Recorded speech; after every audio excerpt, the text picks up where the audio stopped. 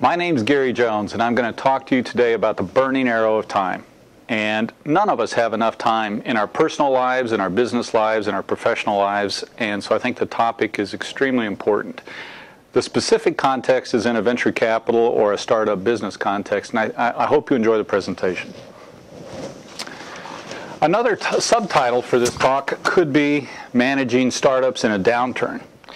And when I started thinking about the background for this talk, the first research that I came across was the very famous web video that went viral last fall from Sequoia Capital.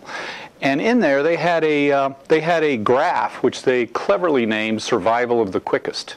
And what they were talking about, that's what this graph is here, with expenses on this axis and time on this axis. And if you don't cut your expenses fast enough, you end in a death spiral and your company is dead.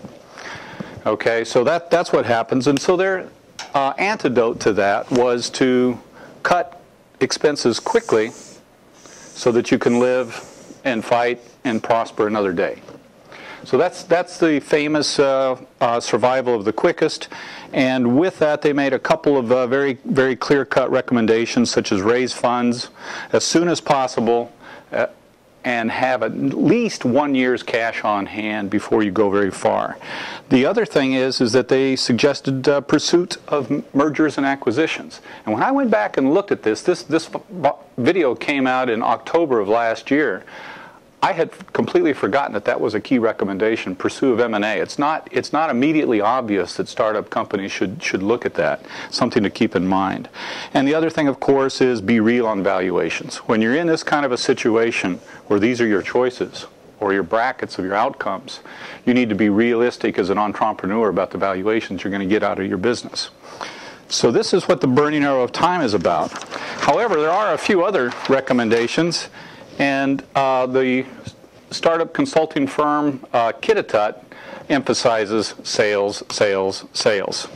And that's absolutely critical. And they go so far to say that executives, CEOs in particular, should be spending in a downturn up to 40% of their time on sales. They should be selling 2 levels higher in a classic organization. So you need to move up the food chain. You also need to move wider into the company and sell to a wider audience. You have to adapt, according to Kitatut, your value proposition. If your target customers are E&P companies, you've got to reposition your value proposition to help lower their costs. And for service companies, you need to focus your value proposition on increasing their sales.